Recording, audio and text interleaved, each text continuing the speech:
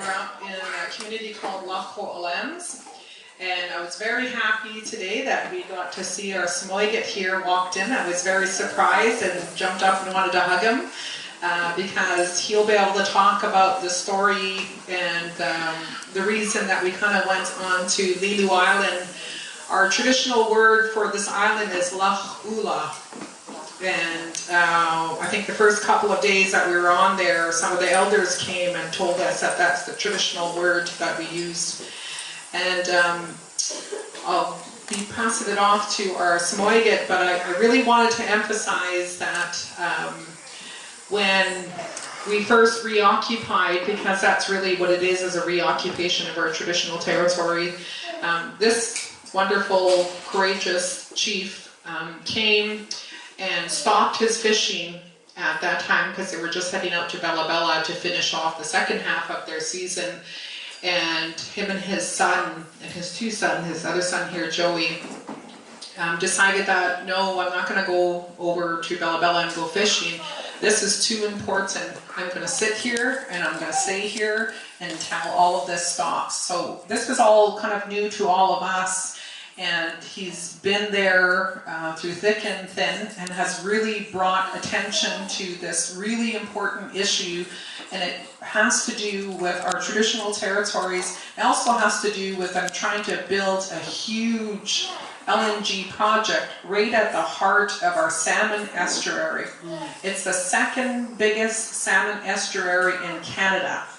This place is so sacred to us. When we were told when we were younger, when you went by the estuary, you had to pull up your motor, my uncle said, because it's so sacred. Those places are very sacred to us. So when we heard that this was going to be happening, it was shocking to us. And I think a lot of us were caught off guard. But I really take my hat off to our chief here, and that's his traditional territory. So he just went out there and he took on his responsibility. Part of being a chief isn't by title.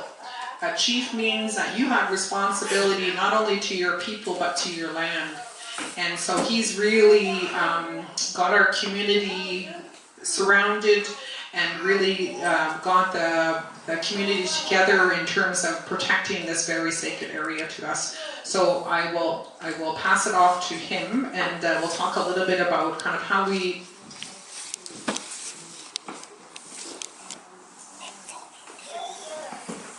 So as we mentioned at the end of August, Chief Yahaan put his boat there, and sort of a little community started evolving there. I think we started off with one tent. I don't even think we had a small tent. And then we had some supporters from the salmon community that came and said, how can we help you? And so then we started having a couple of more tents. And we were in August, and I went up there thinking it's not going to be that cold, but it was really cold. And it's now got to the point where we have a big 2-story house that has been built, and our Sm'ogyet will tell you a little bit about that. And it was really important. It was a really important time for us. I think for our community of Lax Kw'alaams, it really started getting us thinking about our own traditional territories. And when we started thinking about that, we talked about how it is to reoccupy our own, and what does it mean to be our own traditional territory. I think I was thinking about a quote that said the biggest threat to our own traditional territories within our own community is that we forget that we own it. And that's, when I was thinking about this is exactly what I was thinking about. And that was really important for us because it was a journey for us as well to get on the island and to sit along the sacred fire. I think we've had many nights where we sat along that sacred fire and talked about things and laughed and talked about the traditional territories. We went up behind Lelu Island, seeing the CMTs up there and felt them, touched them. This is where, they're up big hills, and we're thinking, our warriors used to go all the way up there, chop down half the tree and bring it all the way down. And here we are struggling to get up there and struggling to get down. So, one of the concerns that we had within our community was about how are we going to defend this, and what does that look like? I think probably about the day 30, we started talking, Chief our chief started talking with the band about how are we going to work together to protect that. And so that's kind of how some money came so that we can build a house up there. But it was really important that we kind of be on the same page with the band and with our community.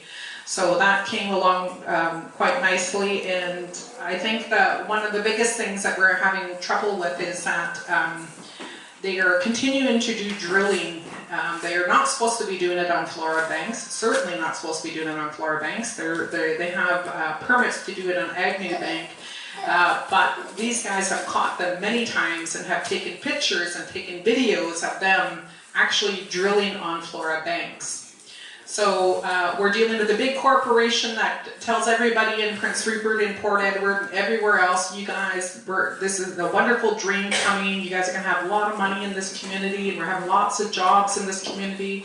They actually went and did a presentation along with the Port Corporation to the city of Prince Rupert and said, oh, we're not drilling on flora banks at all. We don't know what they're talking about. We're nowhere near that.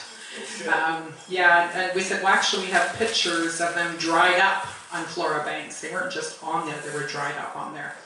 So that's the kind of the stuff that we're having to deal with on there. And I'm going to give it a little bit to talk to our Sm'ogyet here to tell us a little bit more about what that was like, not only taking that reoccupation, but what he's having to deal with. You're shaking my camera. And I just wanted, oh, he went off there. Wanted to give a shout out to some of our warriors that are still up there. I think they're on the iPad here. They've been doing amazing jobs. They're not only just deterring them, they're up there getting right in front of them and saying, you're not allowed to be on our traditional territories, you need to leave. And so they've done an amazing job at that. So I wanted to shout out to Matthew there and Don Jr.